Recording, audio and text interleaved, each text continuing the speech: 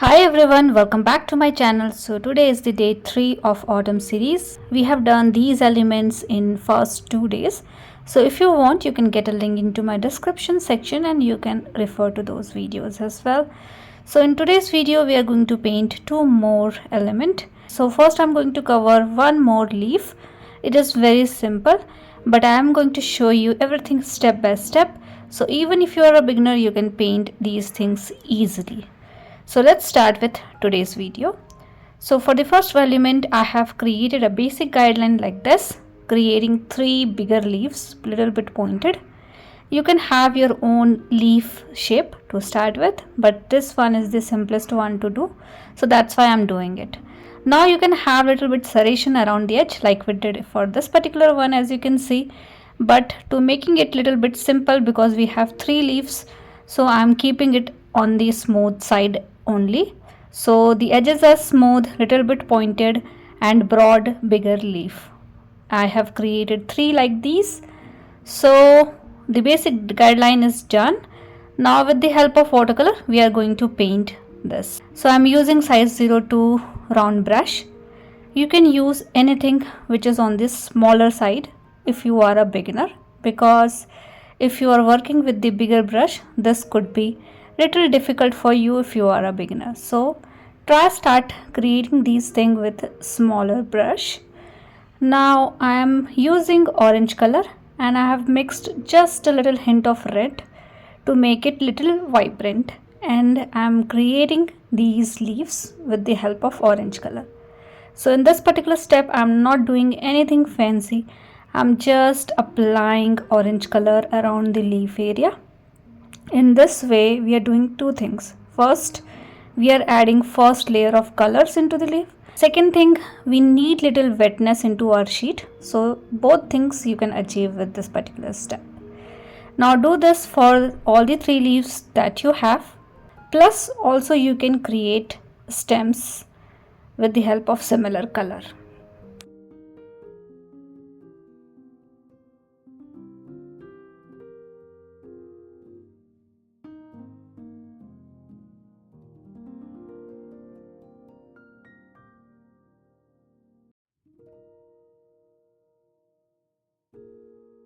Now once done with the orange color, now you can see my sheet is still wet. If you feel like your sheet have dried completely, do not worry. I will show you what you can do. First I am applying little bit of red color around the leaf area. I am not covering the orange color. I can see the orange color, as you can see. So we need to see the transition between the colors. So that is something important. So try applying these color in patches and do not hide the previous orange color that we have.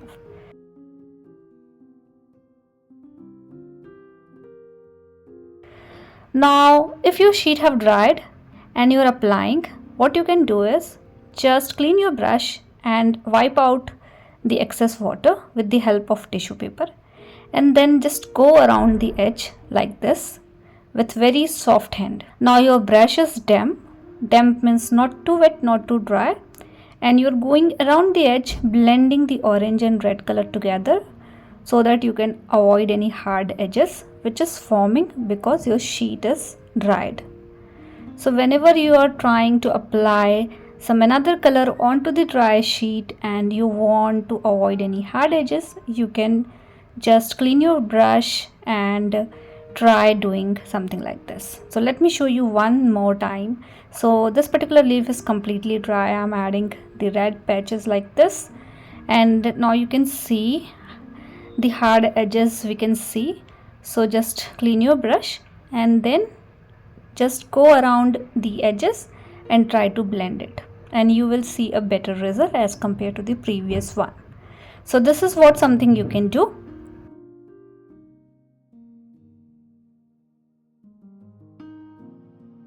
Now I think this much color is enough for the leaf, but one more thing I am doing is with the help of red color. Once your sheet have dried completely, make sure your sheet have dried completely, I am adding little bit of blue into my red to make it more darker, and I am going around my leaf area creating some leaf kind of pattern like this. So left and right, a leaf kind of pattern or one stroke patches like these you can create for all the leaves that you have. If you are not comfortable doing this particular step, just avoid this step and do the next one. And I'm also going around this stem area to make it more darker. Now I'm pretty much happy with the color. I can see all kind of red, lighter red and orange color into it. If you want, you can use little bit of yellow as well.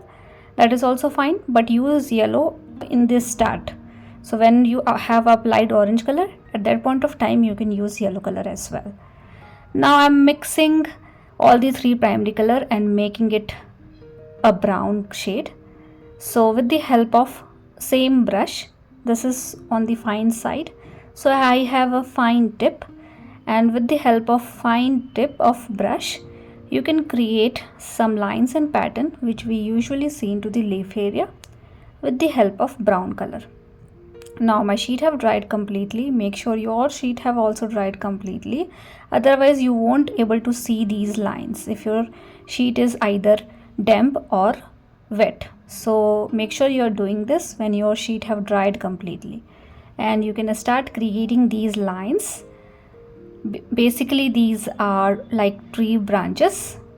You can divide it into multiple sub branches as well to have more detailed line, but little bit of line and pattern and little bit of brown patches in between the leaf area.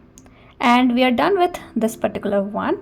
Now let's start with the another element. So another element is mushroom, and for that I'm creating an oval shape. Just a rough diagram I'm trying to create here.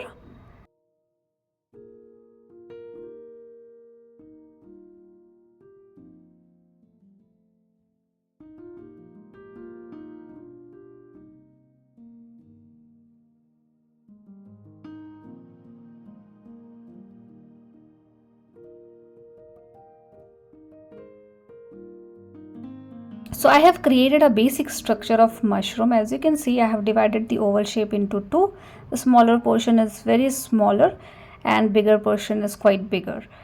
And then the base of the mushroom, and I'm quite happy with this structure, but let me draw it again because I have too many lines, so I might confuse.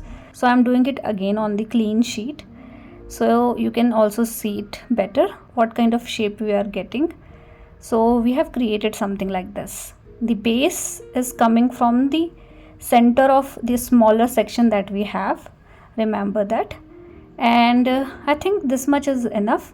Now we can start with the watercoloring. So to start with the watercolor, I need brown shade, which I already have, but I need very lighter shade of brown color.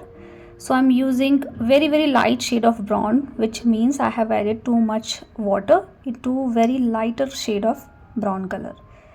So you can just go around the base, and with the help of this brown color you can start creating some lines and pattern like these. So we need very lighter shade, so that's why we are using very lighter shade of brown color. I have wetted the area with very light shade of brown, but you can use clean water as well, it is totally fine. And then with the help of little darker color, just go around and create more lines and pattern like this. And basically we need to repeat this again and again for the base. So the sheet is quite wet, and that is why it is darker. Once it gets dried, it is going to be lighter on this color. So we are going to come back to this particular portion again. Meanwhile, we can paint the upper portion of the oval shape, and I need little vibrant color for this particular area. So first I'm applying brown color at the top area. Remember, we have two sections when we have created an oval shape. The lower section is smaller in size, so that is we are not doing anything until now. We are trying to add brown color in the upward section.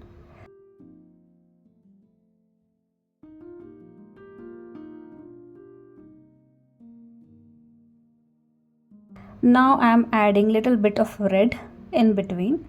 So these things I am doing it randomly to make it more vibrant. Once you add red color around the brown area, you will see more vibrant brown kind of shade. So that is something needed.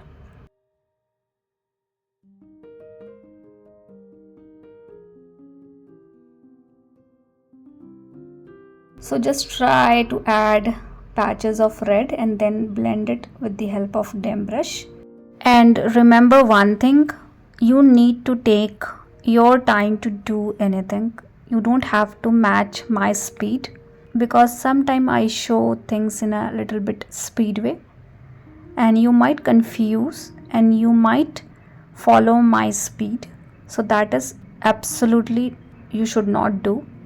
So take a pause and take all your time to do these kind of things, because your speed and my speed could be different, right? So you have to take your own time to paint. Now I have again created a brown color mixing all the three primary color, and now I am going in the lower section of the oval shape. So this is very smaller in size, but you can see I have left a fine negative space between those two sections. So if you can also have a fine negative space between those two sections. Now just go around the lower section, try creating some more lines and pattern with the brown color again, and make the base little darker from where we have connecting the base and the oval shape. So that area should be little darker. And then once you have little dried sheet, you can create lines in the lower section of the oval shape like this. The lower section is very less visible, so these lines are not very important, but if you are creating the lower section bigger, then these lines are very important to have. Now with the help of brown color, this time I'm using darker brown, and to make it more darker, I have added little bit of black color into it, and I'm just going around the upper section, adding this color in couple of area to make it little darker, basically to have darker patches.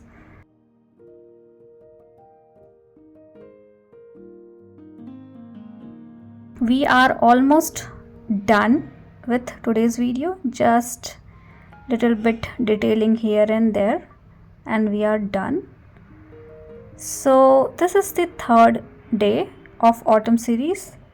I would really insist you to refer to my previous video as well, and you can get a link into my description section for that.